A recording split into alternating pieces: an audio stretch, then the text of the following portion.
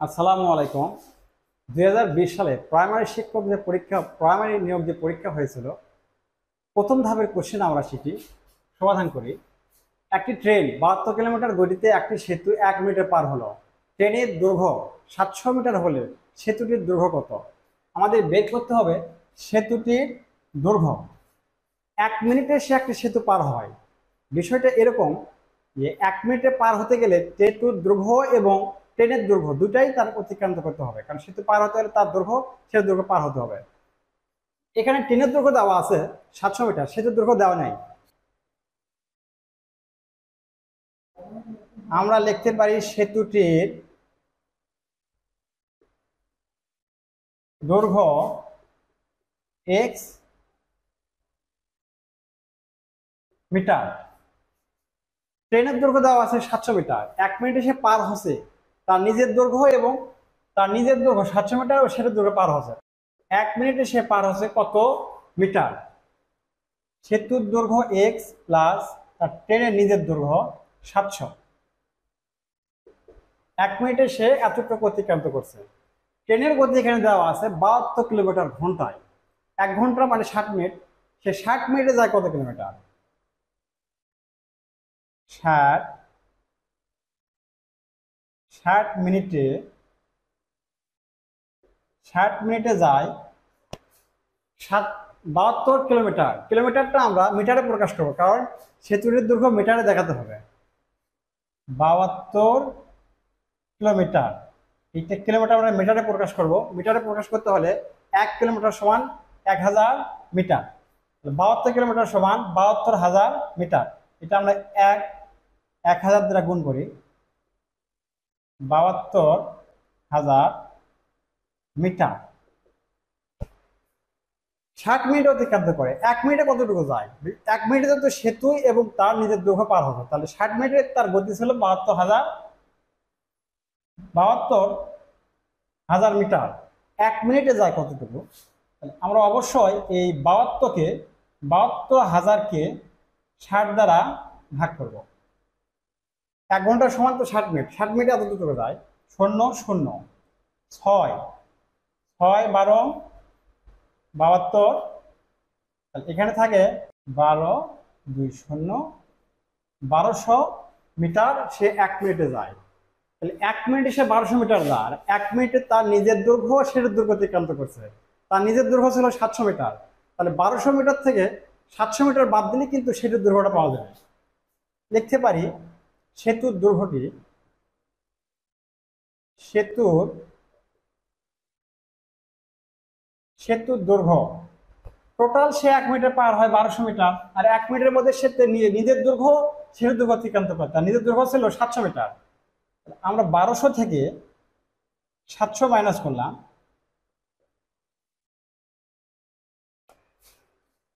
500 metre. সেতুর দৈর্ঘ্য আমরা পেলাম কত? 500 মিটার। 500 মিটার যে অপশনে থাকবে সেই অপশনটাই ঠিক।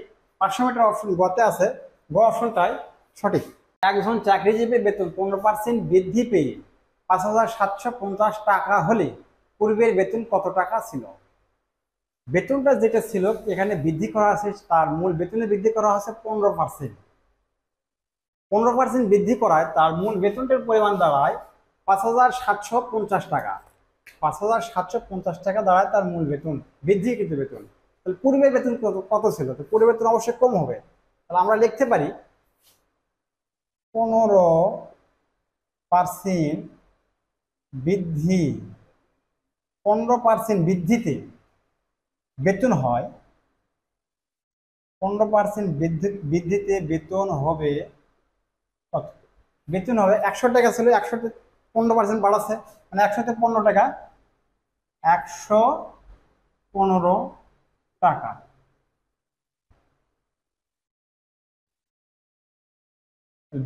বৃদ্ধিকৃত বেতনটা এখানে দাঁড়ালো 115 টাকা।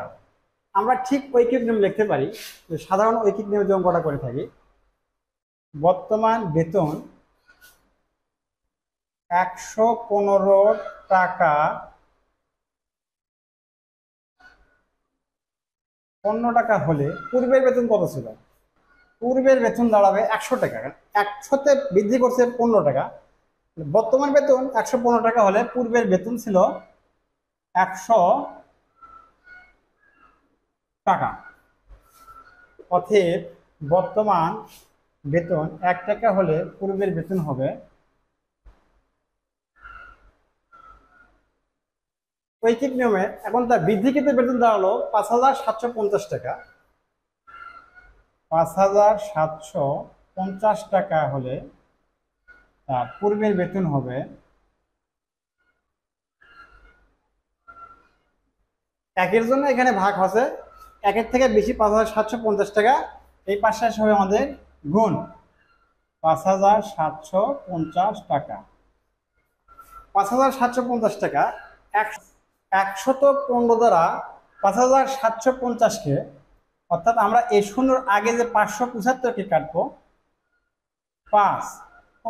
5 কাটার পর এখানে ডান পাশে শূন্য আছে, তাহলে 50 আমরা লিখতে পারি 100 গুণন 50 টাকা, 5,000 টাকা। দেখা গেল তার পূর্বের বেতন আমরা পেলাম 5,000 টাকা, বৃদ্ধি হওয়ার জন্য তার 5,750 টাকা। তাহলে পূর্বের বেতনটা বের করতে বলছে। পূর্বের বেতন কত? পূর্বের বেতন অপশন যেখানে থাকবে সেটা অপশন ঠিক হবে। 5,000 টাকা কোন অপশনে? 5,000 টাকা অপশন গতে আছে। 5,000 টাকা অপশন গতে আছে, গ অপশনটাই সঠিক অপশন। আসসালামু আলাইকুম। আমরা দেখব প্রাইমারির প্রথম ধাপে 2020 সালের কোশ্চেন নাম্বার 3। এখানে দেওয়া আছে, রহিম একটি পরীক্ষায় ইংরেজি ও গণিতে মোট 100 নম্বর পেয়েছে। ইংরেজি অপেক্ষা গণিতে 15 নম্বর বেশি পেলে গণিতে কত নম্বর পেয়েছে? এখানে আমাদের অঙ্কে চেয়েছে হচ্ছে গণিতে কত নম্বর পেয়েছে। তাহলে আমরা ধরতে পারি গণিতে পেয়েছে x নম্বর। তাহলে শর্তটা দেওয়া আছে যে ইংরেজি অপেক্ষা গণিতে 14 নম্বর বেশি পেয়েছে। তাহলে 14 নম্বর বেশি পেয়েছে কিসে? গণিতে। গণিতে 14 নম্বর বেশি পেয়েছে। তাহলে আমরা এখানে লিখতে পারি ইংরেজিতে পেয়েছে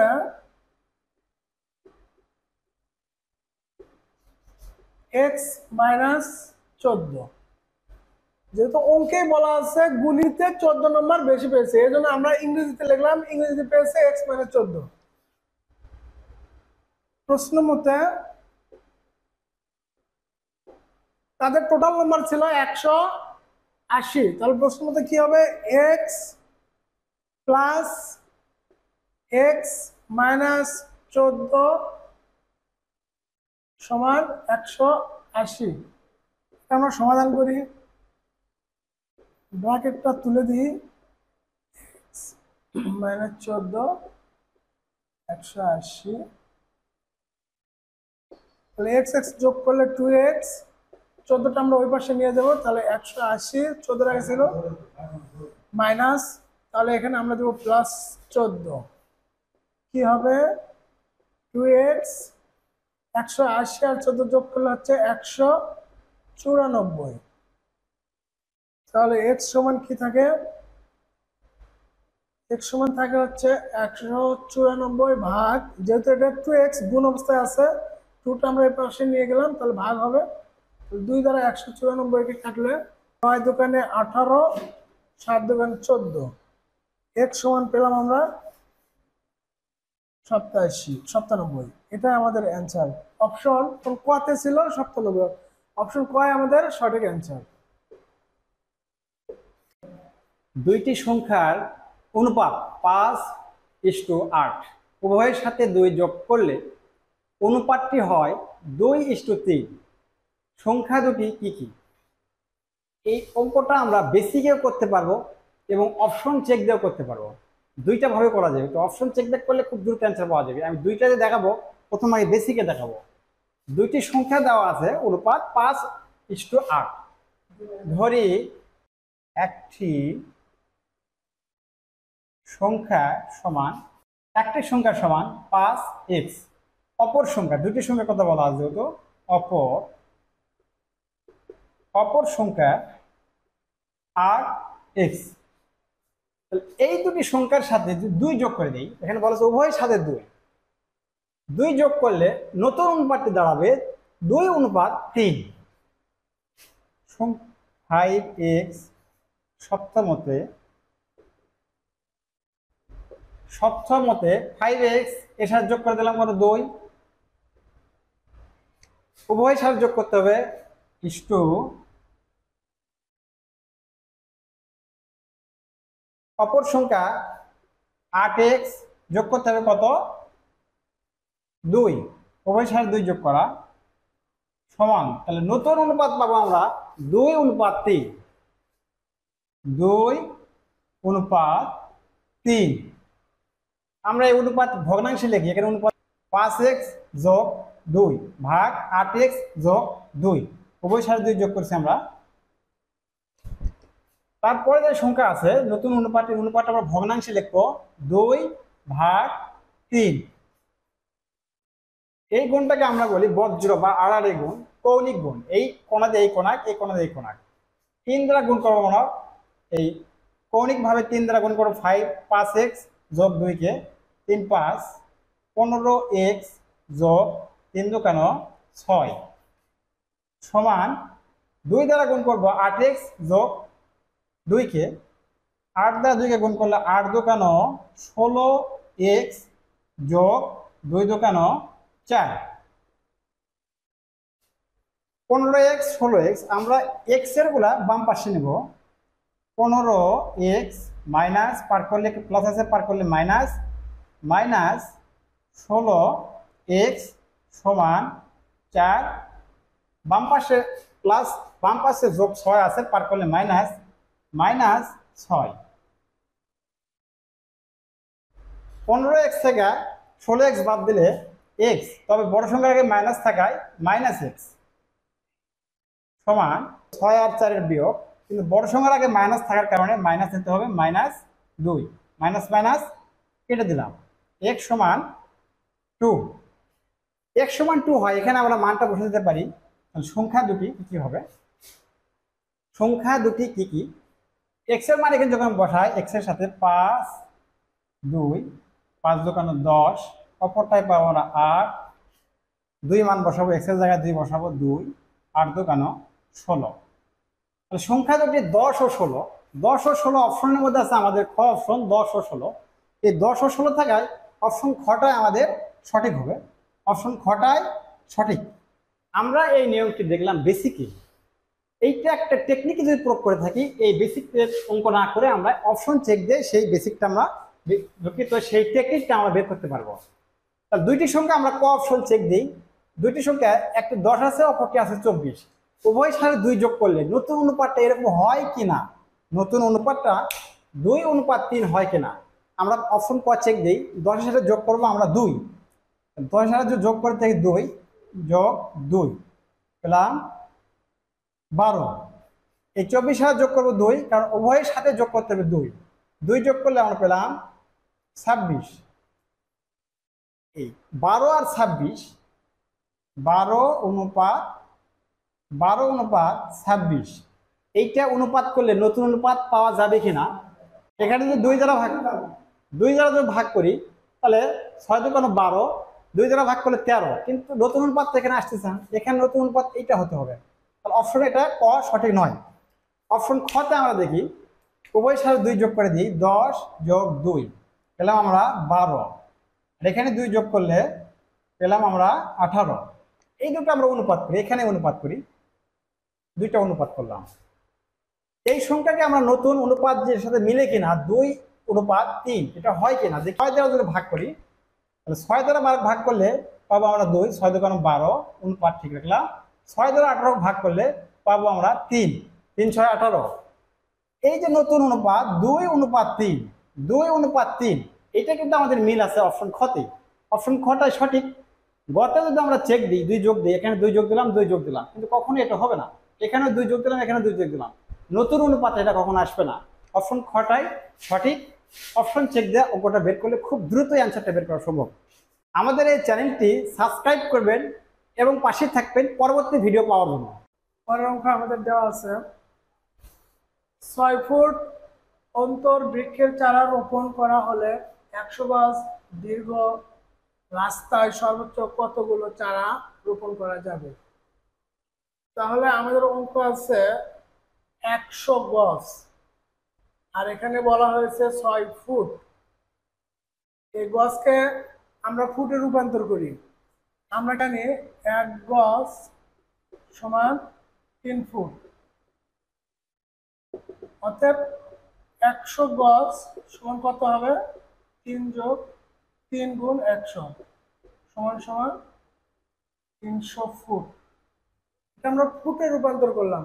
অঙ্কে বলা হয়েছে 6 ফুট অন্তর, অর্থাৎ 6 ফুট পর পর বৃক্ষের চারা রোপণ করা হবে।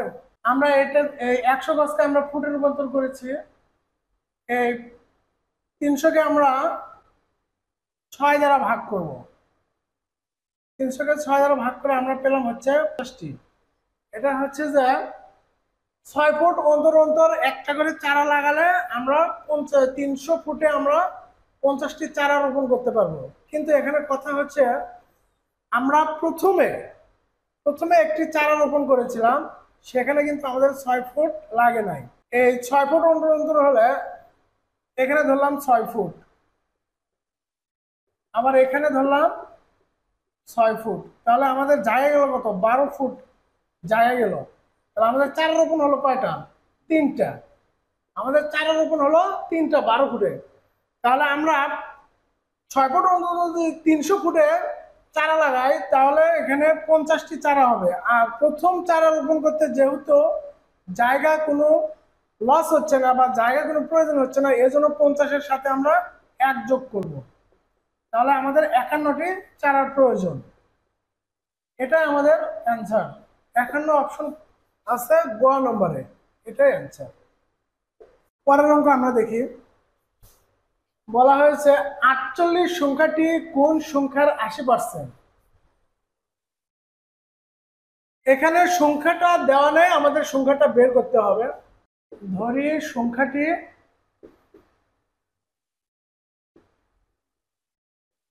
x, তাহলে আমরা কি ধরলাম? কোন সংখ্যা, মানে কোন সংখ্যা, তাহলে আমরা এই সংখ্যাটা ধরলাম x। শর্ত মতে x এর 80%, 80% মানে কি? নিচে হবে 100। আর বলা হয়েছে কি 48 সমান সমান 48। এটা আমরা সমাধান করি। এই শূন্য কাটা, 2 দিয়ে কাটলে 5, 2 দিয়ে কাটলে 4, তাহলে উপরের সংখ্যা গুণ করে দিই। তাহলে 4x ভাগ শুধু 5 48। এটা আমরা বর্জগুণ করি, যেহেতু এর নিচে কোনো সংখ্যা নেই, 1 ধরলাম মনে মনে, তাহলে এখানে শুধু 4x কি থাকলো, আর 5 দিয়ে 48 গুণ করলে এটা হবে।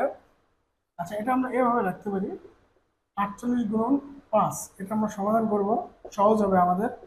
তাহলে x শুধু x থাকলো, আর x যেহেতু এখানে গুণ অবস্থায় আছে, এটা আমরা ভাগ হবে।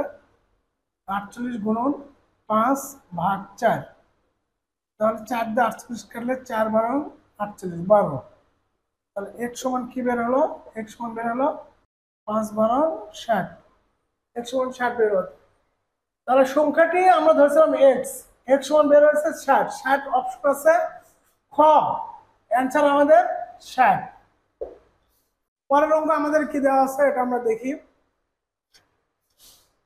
4 থেকে 84 পর্যন্ত 4 দ্বারা বিভাজ্য সংখ্যাগুলোকে বড় থেকে ছোট হিসাবে সাজালে অষ্টম সংখ্যাটি কত হবে? আমাদের এখানে বলা হয়েছে 4 থেকে 84 পর্যন্ত 4 দ্বারা বিভাজ্য, অর্থাৎ এই 4 দ্বারা ভাগ করতে হবে 84-কে এবং সেগুলো সাজাতে হবে বড় থেকে ছোট আকারে সাজাতে হবে। আর বড় থেকে ছোট আকারে সাজানোর পরে আমাদের দেখতে হবে অষ্টম সংখ্যাটি কত হয়। আচ্ছা, আমরা 84 থেকে কিভাবে ছোট আকারে আসবো? ছোট আকারে আসতে হলে আমাদেরকে 4 সবসময় বিয়োগ করতে হবে, কারণ বলা হয়েছে 4 দ্বারা বিভাজ্য। 4 এই 84 থেকে 4 বিয়োগ করলে 80 হয়, 80-কে 4 দ্বারা বিভাজ্য হয়। এভাবে 4 প্রত্যেকটা ধাপ পর পর 4 বিয়োগ করলেই আমাদের 4 দ্বারা বিভাজ্য যাবে। এখানে 56 পরে 52 হয়, 52 এটা নবম পদ, কিন্তু আমাদের এটা প্রয়োজন নেই, আমাদের প্রয়োজন অঙ্কে বলা হয়েছে অষ্টম পদ। আমাদের অষ্টম পদ হচ্ছে 56, এটা আমাদের অ্যান্সার। এটা কোন অপশনে ছিল? এটা খ, অপশন খতে ছিল, এটাই অ্যান্সার আমাদের। 8 নম্বর অঙ্ক 8, 11, 17, 29, 53 পরবর্তী সংখ্যাটি কত হবে? আমাদের এই অঙ্কটা ধারার অঙ্ক। ধারার অঙ্ক প্রথম পদ, দ্বিতীয় পদ, তৃতীয় পদ, ক্রমান্বয়ে পদটা চলতে থাকে। এর মাঝখানে ধারাটা কেমন, মাঝখানে দূরত্ব কেমন, এই দূরত্বটা বের করার পর আমরা 53 পর কোন পদ হবে এটা বের করব। 8 থেকে 11 এর দূরত্ব পাওয়া যায় আমাদের। 8 থেকে 11 দূরত্ব 3, 11 থেকে 17 দূরত্ব 6। পর্যায়ক্রমে আমাদের দূরত্ব, এই দুইটা দূরত্ব ব্যবধান বাড়তেছে, ধারার পরিমাণ বাড়তেছে। আমরা এখানে দেখি 8 প্রথম পদ, 8 এর সাথে যোগ করতে পারি 3, পেলাম আমরা দ্বিতীয় পদ 11। দ্বিতীয় পদ 11, 11 সাথে কত যোগ করলে 17 হয়? 11 যোগ 6, 17। প্রথমত 3 যোগ করছি, তারপর যোগ করলাম 6, তারপরে যোগ করতে হবে 17 সাথে কত যোগ করলে ধারা পাওয়া যাবে 29। 12 যোগ করলে ধারা হবে আমাদের 29। প্রথমত 3, তারপরে 6, তারপরে 12, প্রত্যেকটা পদই দ্বিগুণ করে বৃদ্ধি হয়। তাহলে 29-এর সাথে আমাদের 29 যোগ 12 ডবল, 12 দ্বিগুণ হচ্ছে 24। 29 সাথে 24 যোগ করলে আমরা পাবো 53। 53-এর সাথে আমরা যোগ করবো কত? প্রত্যেকটা পরে দ্বিগুণ করে যোগ হয়ে যায়, তাহলে 24 দোকানো 48। এটা 48 যোগ করলে পাবো আমরা 101। 101 অপশনের মধ্যে আমাদের কোথায় আছে? অপশন আমাদের ঘর মধ্যে আছে 101। 101 যে অপশনে আছে সেটা আমাদের সঠিক, অপশন ঘটা আমাদের সঠিক। পরের অঙ্ক দেওয়া আছে আমাদেরকে পয়েন্ট 0.0001, 0.0001 এর বর্গমূল কত? আমরা বর্গমূল বের করার জন্য স্বাভাবিক একটা নিয়ম জানি। বর্গমূল বলতে যে রুটের যে রুট নির্ণয় করতে হয়, এর মূল সংখ্যাটা কত ছিল? বলতে পারি 0.0001, আমরা নিলাম বর্গমূল, এটাকে আমরা বলি বর্গমূল। এইটা বের করার জন্য আমরা স্বাভাবিক একটা সমাধান করব। এই বর্গমূল রেখে দেব, পয়েন্টের কারণে আমাদের থাকে এখানে বর্গমূল আমরা রেখে দিলাম। এই স্বাভাবিক এইটা দশমিক ভগ্নাংশ আছে, আমরা এই দশমিক ভগ্নাংশটাকে ভগ্নাংশে রূপান্তরিত করব। 1 ভাগ পয়েন্টের কারণে আসবে আমাদের কত? 1। পয়েন্টের পর বা দশমিকের পর যতগুলো ঘর থাকে ততগুলো শূন্য দিতে হবে। ঘর আছে 1, 2, 3, 4, 4টি ঘর আছে, আমরা 4টি শূন্য দেব। 4টি শূন্য বসালাম। 4টি শূন্য বসানোর পর 1-এর উপরে রুট আছে এবং এই সংখ্যার উপরে রুট আছে 10,000-এর উপর রুট আছে। তাহলে 1-এর বর্গমূলটা কি আমরা জানি? 1-এর বর্গমূল আমরা জানি 1। 1-এর বর্গমূল আমরা 1ই জানি। এই রুটটা আমরা প্রত্যেকটি লব এবং হরে ভেঙে নিলাম। 1-এর বর্গমূল যদি আমরা দিয়ে থাকি এখানে দিলাম 1, 1-এর বর্গমূল 1ই হবে। সবসময় 1-এর বর্গমূল 1 হয়। এই সংখ্যার বর্গমূল কত হবে? এই সংখ্যার বর্গমূল নির্ণয় করার জন্য আমরা জানি যে এর বর্গমূল নির্ণয় করতে হলে একটা স্বাভাবিক নিয়ম আছে, সেই নিয়মে বের করা যায়। অথবা বর্গমূল যেহেতু স্বাভাবিক নিয়মে বের করতে হবে, তাহলে আমরা যদি এখানে 100-র ওপর বর্গমূল বের করার জন্য আমরা দুটো সংখ্যাকে আলাদা করে লিখি। 100 গুণন 100, 100 গুণন 100 সংখ্যা হবে 10,000। দুইটা সংখ্যা আছে, এই দুইটা সংখ্যা থাকার কারণে আমরা এক লেখার যে পদ্ধতি সেটা হচ্ছে দুইটা 100, এখানে 100 এখানে 100, সূচকের নিয়ম অনুযায়ী আমরা 100 নিলাম একবার, এইটা তারপরে স্কোয়ার করে দিলাম। দুইটা 100, এখানে দুইটা 100 দেখালাম। দুইটা 100 থাকলে একটা 100 লেখার পর উপরে আমরা স্কোয়ার করে দিলাম।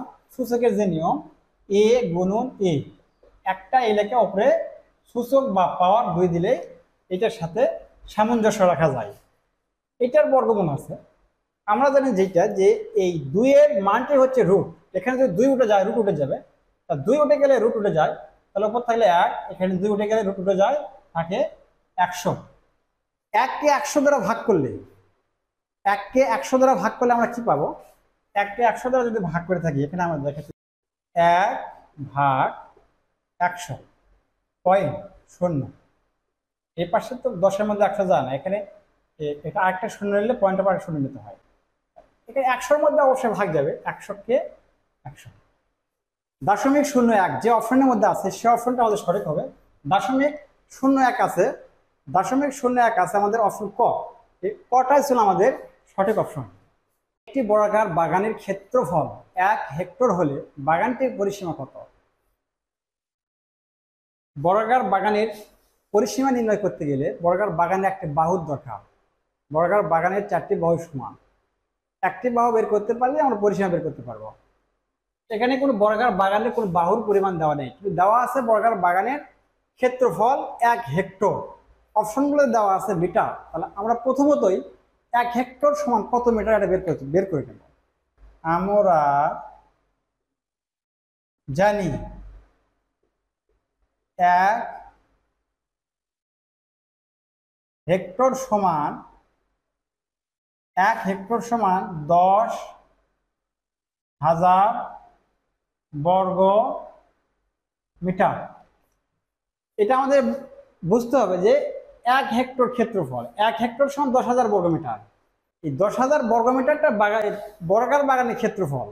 এই বর্গাকার বাগানের ক্ষেত্রফল থেকে আমরা একটা বাহুর দৈর্ঘ্য নির্ণয় করবো। এটা চিত্রের মাধ্যমে অঙ্কন করলে, চিত্রের মাধ্যমে বের করবো, আমরা খুব সহজেই বের করবো। আমরা একটা বর্গাকার অঙ্কন করলাম, বর্গাকারের 4টি বাহু সমান, 4টি বাহু সমান। এর ক্ষেত্রফলটা কত দেওয়া আছে? 10,000 বর্গ মিটার দেওয়া আছে ক্ষেত্রফল। বর্গাকার বাগানের ক্ষেত্রফল 10,000 বর্গ মিটার। বর্গাকার যে ক্ষেত্রফল আছে, এক বাহু লেগে স্কয়ার, বর্গক্ষেত্রের ক্ষেত্রফল যেটা আমরা বলি, বর্গক্ষেত্রের ক্ষেত্রফল একটা বাহু লেগে স্কয়ার, বাহু স্কয়ার।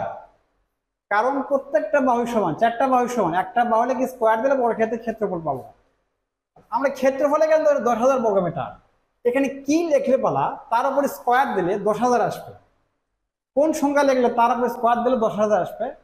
একটা বাহু লিখলাম আমরা 100, 100-এর উপর যদি স্কয়ার দিই, কারণ একটা বাহু 100 হলে এ পাশেও 100 থাকবে। আমরা দেখি, লেখাই দেখি 100, এ পাশেও 100, এ পাশেও 100। কারণ বর্গাকার 4টি বাহু সমান, একটি বাহু যদি আমি 100 ধরি, 4টি বাহু 100 ধরতে হবে।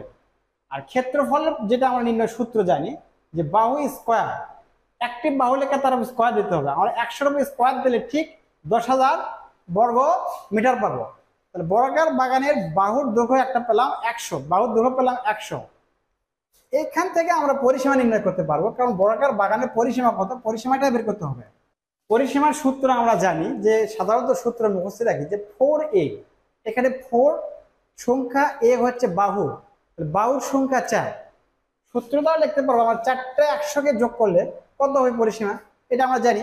পরিসীমার সূত্র জানি 4a, 4এও লিখতে পারি, অথবা 4টা বাহু। পরিসীমা বলতে 4টা বাহুর যোগফল, যে কোনো কিছু পরিসীমা। বর্গাকারের পরিসীমা 4 বাহুর যোগফল, ত্রিভুজের পরিসীমা 3 বাহুর যোগফল।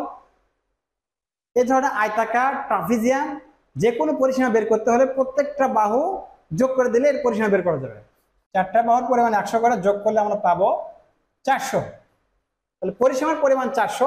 400 যে অপশনের মধ্যে 400, সেই অপশনটা সঠিক হবে। অপশন গড় মধ্যে 400 মিটার, 400 মিটার।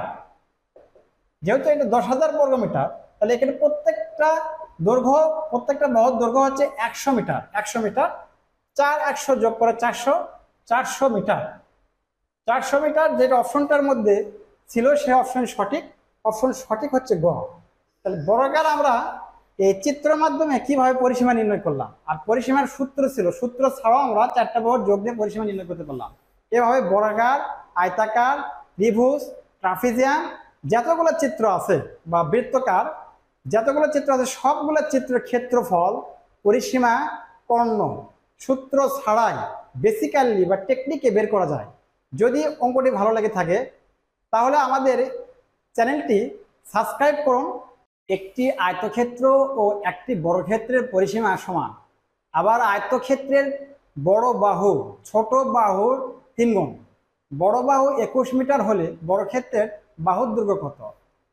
পরিসীমা বের করার জন্য আমাদের চিত্র দিকটা আমরা একটা সমাধান দিয়ে থাকি, যে পরিসীমা সহজেই বের করা যায়। এই চিত্রগত সমাধান আমরা দেওয়ার জন্য এ ধরনের আরো অনেক অঙ্কের যে সমাধান বোঝার জন্য বা পাওয়ার জন্য আমাদের ডিসক্রিপশন বক্সে লিঙ্ক দেওয়া আছে, ওখান থেকে আপনারা দেখতে পারেন। তাহলে এই ধরনের যত অঙ্ক থাকবে, পরিসীমা বের করা, ক্ষেত্রফল বের করা চিত্রের মাধ্যমে, সবগুলো অঙ্ক বুঝতে আপনাদের জন্য আরো সহজ হবে। আমরা এই অঙ্কের সমাধানটা করি, চিত্রের মাধ্যমে সমাধানটা করি, যে একটা আয়তক্ষেত্রে একটা বড় ক্ষেত্রের পরিসীমা সমান। আয়তক্ষেত্রের কথা উল্লেখ আছে যে বড় বাহু 21 মিটার, কিন্তু ছোট বাহুর 3 গুণ। আমরা প্রথমত একটা আয়তক্ষেত্র অঙ্কন করি, আয়তক্ষেত্র অঙ্কন করলাম, যে কোনো একটা আয়তক্ষেত্র অঙ্কন করলাম। বড় বাহু, আয়তক্ষেত্রের বড় বাহু বলতে দৈর্ঘ্যকে বোঝানো হয়, ছোট বাহু বলতে প্রস্থকে বোঝানো হয়। বড় যেহেতু দৈর্ঘ্য থেকে বড় থাকে, বড় বাহুর দৈর্ঘ্যের পরিমাণ দেওয়া আছে 21 মিটার, বড় বাহুর দৈর্ঘ্যের পরিমাণ দেওয়া আছে। তাহলে ছোট বাহু কি পরিমাণ নিতে হবে? তাহলে ছোট বাহু আমি নিতে পারবো, যেহেতু ছোট বাহু 3 গুণ হচ্ছে বড় বাহু, তাহলে 21কে 3 দ্বারা ভাগ করি, 3 7 21, ছোট বাহু আমরা পাবো 7। 21কে আমরা ভাগ করব 3 দ্বারা, 3 7 21, 3 7 21 হয়, ছোট বাহু পেলাম আমরা 7। কারণ ছোট বাহুর 3 গুণ হচ্ছে বড় বাহু, তাহলে বড় বাহুকে 3 দ্বারা ভাগ করে নিই, 7 আমরা পেলাম ছোট বাহু বা প্রস্থ, দৈর্ঘ্য হচ্ছে 21। আয়তক্ষেত্রে এ বাহু যতটুকু, এ বাহু ততটুকু, এ বাহু এই প্রস্থ যতটুকু বড়, প্রস্থ যতটুকু পরিমাণ, এই প্রস্থ ততটুকু পরিমাণ একই থাকে। এখান থেকে আমাদের বের করতে হবে আয়তক্ষেত্রের পরিসীমা, কারণ আয়তক্ষেত্রের পরিসীমা ও বর্গক্ষেত্রের পরিসীমা সমান, এ কথাটা বলা আছে, পরিসীমা সমান। আয়তক্ষেত্রে যে পরিসীমা আমরা বের করব সেটাই কিন্তু বর্গক্ষেত্রের পরিসীমা হবে। আয়তক্ষেত্রের পরিসীমা বের করার জন্য সূত্র প্রয়োগ করতে হয়, তা আমি সূত্র প্রয়োগ করি না, এই চিত্র দিয়ে পরিসীমাটা বের করতে পারি। দেখতে পারি পরিসীমা, যে কোনো কিছুর পরিসীমা, শুধু আয়তক্ষেত্র নয়, শুধু বর্গক্ষেত্র নয়, শুধু ত্রিভুজ নয়, শুধু বৃত্ত নয়, যতগুলো চিত্র থাকবে সেগুলোর পরিসীমা 4 বাহুর যোগফল। আয়তক্ষেত্রের পরিসীমা 4 বাহুর যোগফল, ত্রিভুজের পরিসীমা 3 বাহুর যোগফল। তাহলে 4 বাহুর পরিমাণ আমাদের কত দেওয়া আছে? এখানে 7, এখানে অবশ্যই 7, এখানে 21, এখানে অবশ্যই 21। 4টা বাহু আমরা যোগ করে দিই, 21 যোগ 21 যোগ 7 যোগ 7,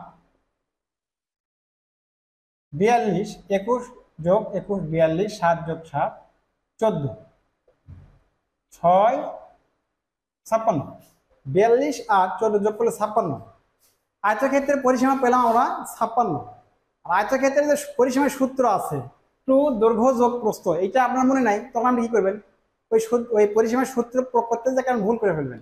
এই জন্য যে কোনো কিছু পরিসীমা তার 4 বাহুর যোগফল, আয়তক্ষেত্রে 4 বাহুর যোগফল, 4 বাহুর যোগফল করে পেলাম আমরা 56 মিটার। প্রত্যেকটি বাহু মিটারে দেখানো আছে 21 মিটার 7 মিটার। এই পরিসীমার সমান, আয়তক্ষেত্রের পরিসীমার সমান বর্গক্ষেত্রের পরিসীমা। আয়তক্ষেত্রের যে পরিসীমা, বর্গক্ষেত্রের পরিসীমা একই। বর্গক্ষেত্রের পরিসীমা এই 56 হবে। আমরা একটা বর্গ অঙ্কন করি,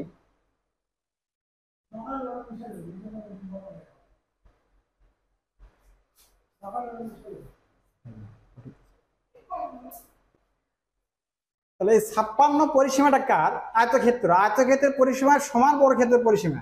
আমরা একটা বর্গচিত্র অঙ্কন করি, তাহলে এর পরিসীমা 56, তাহলে বর্গের পরিসীমা কিন্তু 56 আসবে। দুইটা যেহেতু বলা আছে আয়তের পরিসীমা বর্গের পরিসীমা সমান, পরিসীমা 56 মিটার। বর্গের পরিসীমা 56 মিটার হলে এক বাহুর দৈর্ঘ্য কত? তাহলে বর্গের পরিসীমা 56, কিন্তু এই 56 আছে 4 বাহুর যোগফল 56। বর্গক্ষেত্রে এক বাহু আমরা কাল্পনিক এ ধরি, তাহলে 4 বাহু এ, যেমন 4টা বাহু সমান, তাহলে 4টা বাহু যোগ করে 56 আছে। তাহলে একটা বাহু বের করার জন্য আমরা কি করব? 4 দ্বারা ভাগ করব, কারণ এই 4টা বাহুর যোগফল 56। তাহলে একটা বাহু বের করতে হলে 4 দ্বারা ভাগ করব।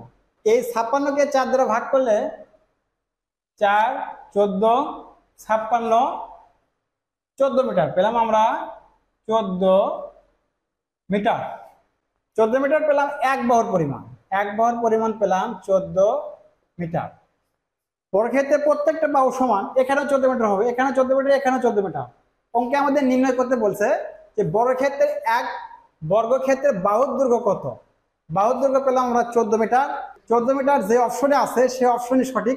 14 মিটার আছে অপশন ঘতে, ঘ অপশন সঠিক, এটাই অ্যান্সার। এই ধরনের অঙ্ক চিত্রের মাধ্যমে সমাধান পেতে হলে আমাদের চ্যানেলটি সাবস্ক্রাইব করুন, পাশেই থাকুন।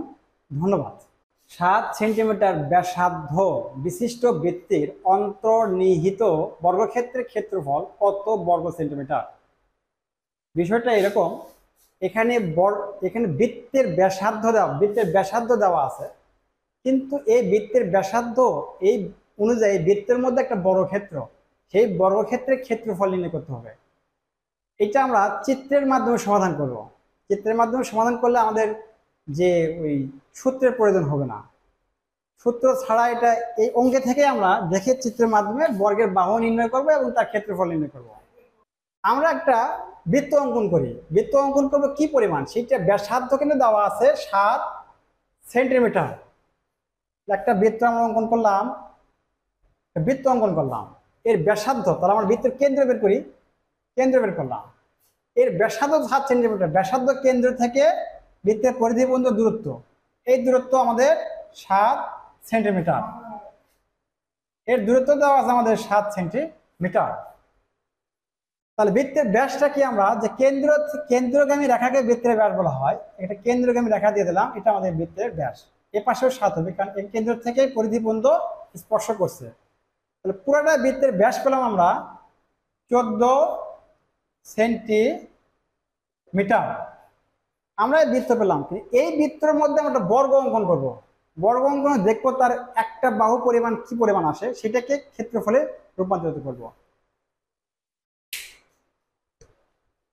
বৃত্তের মধ্যে আমরা বর্গ অঙ্কন করব, ঠিক। তাহলে আমরা একটা বৃত্তের মধ্যে বর্গ অঙ্কন করে নিই। এখান থেকে একটা বাহু দিলাম, এখান থেকে একটা বাহু দিলাম, এখান থেকে একটা বাহু দিলাম। বর্গের প্রত্যেকটা বাহু সমান, বর্গের 4টা বাহু, এই 4টা বাহু সমান, বর্গের 4টা বাহু সমান। এই যে বৃত্তের মাঝখানে কেন্দ্র, এই কেন্দ্র থেকে আমরা বর্গের কর্ণ বের করবো কিভাবে? ঠিক এই কেন্দ্র থেকে আমাদেরকে পরিধি পর্যন্ত একটা রেখা টানি, পরিধি পর্যন্ত একটা রেখা টানি, এটাকে বলা হয় বর্গের কর্ণ। একে কেন্দ্র থেকে পরিধি পর্যন্ত রেখা টানি, তাহলে এর দূরত্ব হবে বর্গের কর্ণ। বর্গের কয়টা কর্ণ? 2টা কর্ণ থাকে, একটা কর্ণ 2টা কর্ণ, 2টা কর্ণের পরিমাণ সমান। এদিক থেকে কর্ণ আমরা বের করতে পারবো, আর যে কোনো একটা কর্ণ বের করে ফেললাম। তাহলে এর ব্যাসার্ধ কত ছিল? ব্যাসার্ধ ছিল 7, এখানে ছিল 7।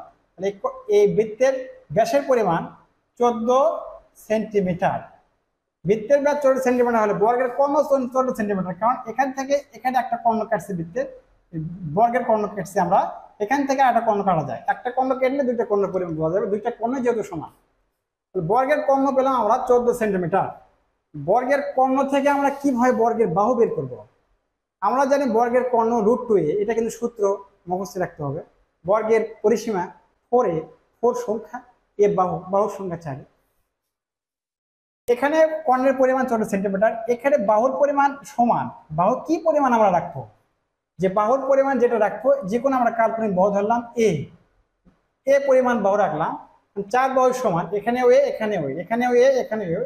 তাহলে আমরা এই যে একটা দেখতে পাচ্ছি, এখান থেকে যে দেখতে পাচ্ছি যে এটা একটা ত্রিভুজ, এটা একটা ত্রিভুজ। আমরা এই ত্রিভুজের এই কোণটার পরিমাণ আছে কত? এই কোণটার পরিমাণ আছে 90 ডিগ্রি।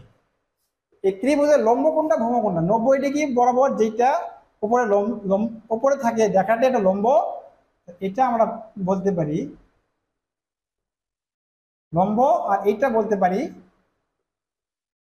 ভূমি। বর্গের ভূমি এটা, আর এটা বর্গের লম্ব। লম্ব এবং ভূমি সমান, কারণ বর্গের ক্ষেত্রে প্রত্যেকটা বাহু সমান। এটা অধিভুজ। আমরা একটা বিষয়টা জানি যে এইটাকে বড় করলে যা হবে, এটাকে বড় করলে যা হবে, সেই দুটার যোগফল অতিভুজের বর্গের সমান হবে। অতিভুজের 14 উপর আমরা অতিভুজ আমরা দেখতে পারি যে অতিভুজ স্কয়ার সমান লম্ব স্কয়ার যোগ ভূমি স্কয়ার। লম্বের পরিমাণ আমাদের কি? এর উপর লম্বের পরিমাণ স্কয়ার থাকার কারণে লম্বের পরিমাণ এ বসালাম, এর স্কয়ার আছে উপর, স্কয়ার দিয়ে দিলাম। ভূমির পরিমাণ ভূমির স্কয়ার আছে, স্কয়ার দিয়ে দিলাম। দুইটা স্কোয়ার যোগ করলে 2 স্কোয়ার। অতিভুজের পরিমাণ এখানে আমাদের বৃত্তি থেকে যে বর্গের কর্ণ যেটা, এটা অতিভুজ, ত্রিভুজের অতিভুজ, এখানে 14 পরিমাণ দেওয়া আছে, 14 উপর স্কোয়ার। 14 গুণ করলে স্কোয়ার আছে, দুইটা 14 গুণ করলে 196 সমান 2a। আমরা মান বের করবো কার, এর সাথে 2 গুণ অবস্থা আছে, আমরা এই 2কে এর ভাগ দিব। 96 সমান স্কোয়ার, এই 2টা আমরা কি করলাম, এই 2টা ভাগ দিয়ে দিলাম 96। 96কে 2 দ্বারা ভাগ করলে আমরা কত পাই, 96কে 2 দ্বারা ভাগ করলে 98। এ স্কোয়ার সমান 98। এক বাহু বের করতে হবে, বর্গের এক বাহু এ দেওয়া আছে, এখানে বাহু স্কোয়ার বের করতে হবে। বর্গক্ষেত্রের ক্ষেত্রফল কত, তাহলে বর্গক্ষেত্রের একটি বাহু নির্ণয় করার আগে ক্ষেত্রফল আমাদের নির্ণয় হয়ে গেছে, কারণ বর্গক্ষেত্রের ক্ষেত্রফল বাহু স্কোয়ার। আমরা লিখতে পারি বর্গক্ষেত্রের ক্ষেত্রফল বাহু লিখে তারপর স্কোয়ার, বাহু স্কোয়ার। বাহু কত ধরছি আমরা, বাহু ধরছি এ, তাহলে এর মধ্যে আমরা এ লিখলাম, এ লেখার পর স্কোয়ার দিলাম, তাহলে বাহু স্কোয়ার। তাহলে আমরা এখান থেকে যে বাহু স্কোয়ার সমান কত পেলাম, এ স্কোয়ার সমান পেয়েছে 98। এই যে 98 সমান 98 লিখতে পারি, এখানে আমরা বর্গের ক্ষেত্রফল নির্ণয় হয়েছে। বর্গের ক্ষেত্রফল 98। 98 যে অপশনের মধ্যে আছে সেই অপশনটি সঠিক, 98 আছে অপশন খর মধ্যে, অপশন খটাই সঠিক। আমরা সূত্র ছাড়াই চিত্রের মাধ্যমে কিভাবে পরিসীমা নির্ণয় করলাম, কিভাবে ক্ষেত্র নির্ণয় করলাম, এই ধরনের অঙ্ক, যতগুলো অঙ্ক আমি সমাধান দিয়ে থাকি সবগুলো অঙ্কে চিত্রের মাধ্যমে সমাধান দিয়ে থাকি, যাতে করে সূত্র মনে রাখার দরকার নেই। সূত্র মনে রাখলে এমন টাইমে সূত্র আপনার স্মরণ নেই পরীক্ষার ফলে গিয়ে, তাহলে আপনি কি করবেন, অঙ্ক তো পারবেন না। আর এই চিত্র কথা হয় সেগুলো কিন্তু আপনার সূত্রের প্রয়োজন হবে না, এই চিত্র দিয়ে সবগুলো অঙ্ক সমাধান করতে পারবেন। এই ধরনের যতগুলো অঙ্ক আছে, এই ধরনের অঙ্ক পেতে হলে আমাদের চ্যানেলটি সাবস্ক্রাইব করুন এবং আমাদের পাশেই থাকুন। সবাইকে ধন্যবাদ। 32 এর 2 ভিত্তিক লগারিদম কত, এটা আমাদের লগের অঙ্ক। আমরা লগের যে বেসিক্যাল নিয়ম, এই নিয়ম জানলে অঙ্কটা খুব সহজে করা যাবে। বেসিক্যাল নিয়মটা লগের এই বেসের পর থাকে লগের চলকের পর থাকে লগের পাওয়ার ধরে ফেললাম এখানে 2, বা পাওয়ার ধরে ফেললাম 3, পাওয়ার ধরে ফেললাম 5, যেটা ধরবে সেটা হবে। এই নিয়ম অনুযায়ী এটা আমরা লগের অঙ্ক করতে গেলে এই পাওয়ারটা সর্বক্ষণের জন্য লগের চলকে আসবে, সেইটা বাম পাশে 2 log a b। পাওয়ার যেটাই থাক এইটা আমাদের বাম পাশে চলে আসবে, লগের বাম পাশে আসবে, এবং লগের বেস এবং চলক যদি একই হয় তাহলে কাটা যাবে। আমরা এই সূত্র প্রয়োগ করে দেখি যে এইখানে লগ তৈরি করবো এবং তার সেখানে সূত্র প্রয়োগ করে থাকবো। 32a 2 ভিত্তিক, ভিত বলা আছে 2, আমরা লগ লিখলাম, লগ ভিত লিখলাম 2, যেহেতু বলা আছে ভিত্তিক 2 ভিত্তিক। 2 ভিত্তিক লগারিদম কত, 32টা আমাদের লগারিদম, যেটা আমি বলছি চলক, এখানে চলক আমরা লিখছি b, 32 হবে, এ সমান আসবে আমাদেরকে ভিত 2। ভিত আমরা 2 লিখলাম এবং লগারিদম হচ্ছে 32। লগের পাওয়ার এখানে দেওয়া নেই, না থাকায় এই 32কে আমরা ভেঙে নেব। 32-র মধ্যে কয়টা গুণনীয়ক আছে, 32কে গুণনীয়ক বের করার জন্য আমরা লসাগু করব। 2, 16, 2, 8, 2, 4, 2, 2 পেলাম কয়টা, আমরা 1, 2, 3, 4, 5 সূচকের নিয়মে লিখতে পারি। একটা 1, 2 লেখার পর একটা 2 লেখার পর উপরে পাওয়ার দেবো 5, 5টা। ঠিক আমরা এখানে লগ বেস 2 32 সূচক পেলাম 2 টু দি পাওয়ার 5, 32 সূচক পেলাম 2 টু দি পাওয়ার 5। ঠিক এই চলক বরাবর 2 টু দি পাওয়ার 5 বসে দিলাম। লগের বেস 2, চলক 2, পাওয়ার হলো 5, এই 5টা আসবে সামনে, 5 গুণন লগ বেস 2 চলক 2, বেস এবং চলক আমি আগেই বলছি যে বেস এবং চলক যদি একই হয় তাহলে এটা কাটাকাটি হয়। বেস এবং চলক একই হলে কাটাকাটি হয়, অথবা এর মানটাই হচ্ছে log a 1। এর মান আমরা 1 বসাতে পারি, 5 গুণন 1 5। 5 যে অপশনের মধ্যে আছে সেই অপশনটাই সঠিক, 5 আছে আমাদের ঘ অপশন, ঘ অপশনটাই সঠিক। 15 নম্বর অঙ্ক, কোন ক্ষুদ্রতম সংখ্যাকে 3, 5 ও 6 দ্বারা ভাগ করলে ভাগশেষ 1 হবে? ক্ষুদ্রতম কথা বলা আছে। ক্ষুদ্রতম বলতে আমরা জানি লঘিষ্ঠ সাধারণ গুণিতক। লঘিষ্ঠ সাধারণ গুণিতক এটা বের করার জন্য এই 3, 5 ও 6 এর লঘিষ্ঠ সাধারণ গুণিতক সংখ্যাকে 3, 5 ও 6 দ্বারা নিঃশেষ বিভাজ্য করতে হবে, ভাগশেষ 1 থাকতে হবে। প্রথমত আমরা 3, 5 ও 6 এর লঘিষ্ঠ সাধারণ গুণিতকটা আমরা বের করব। 3, 5, 6 এর লঘিষ্ঠ সাধারণ গুণিতক বের করার জন্য যে লসাগুটা আমরা বের করে থাকি, 3 দ্বারা ভাগ করলাম, 3 কে 3, 5, 3 দোকান 6। এটা মৌলিক সংখ্যা, এটা মৌলিক সংখ্যা, এটা মৌলিক সংখ্যা, আর জানা প্রয়োজন নাই। তাহলে আমরা সংখ্যা পেলাম কত? 3, 5, 2। 3 গুণন লসাগু 3 গুণন 5 গুণন 2, 3, 5, 15, 15 দোকান 30। 30 সংখ্যাকে 3 দ্বারা, 5 দ্বারা, 6 দ্বারা নিঃশেষ বিভাজ্য যাবে, কিন্তু ভাগশেষ 1 থাকতে হবে। তাহলে ভাগশেষ 1 থাকার জন্য 30 এর সাথে 1 যোগ করে দিলাম, 31। 31 কে আপনি তিনটা সংখ্যা, 31 কে আমরা যদি 3, 5 ও 6 দ্বারা ভাগ করি, প্রতি ক্ষেত্রে ভাগশেষ থাকবে 1। 31 যে সংখ্যার মধ্যে আছে, যে 31 যে অপশনের মধ্যে আছে সেই অপশনটাই সঠিক অপশন। অপশন ক এর মধ্যে আছে 31, ক অপশনটাই সঠিক। 16 নাম্বার, প্রথম 10টি বিজোড় সংখ্যার যোগফল কত? অপশন দেওয়া আছে 81, 1000, 109, 100। তাহলে আমরা জানি হচ্ছে n সমান পদ সংখ্যা। এখানে পদ কয়টা আছে? 10টা। তাহলে n এর মান আমরা কত পেলাম? n এর মান হচ্ছে 10। এরপর আমরা কি জানি যে বিজোড় সংখ্যার যোগফল, বিজোড় সংখ্যার যোগফলের সূত্র আমরা কি জানি? সূত্র হচ্ছে n স্কয়ার। তাহলে n এর মান কত ছিল? 10, 10 এর উপর স্কয়ার, 10 10 গুণ করলে 100। এটাই আমাদের অ্যান্সার। এটা আছে সঠিক অ্যান্সার।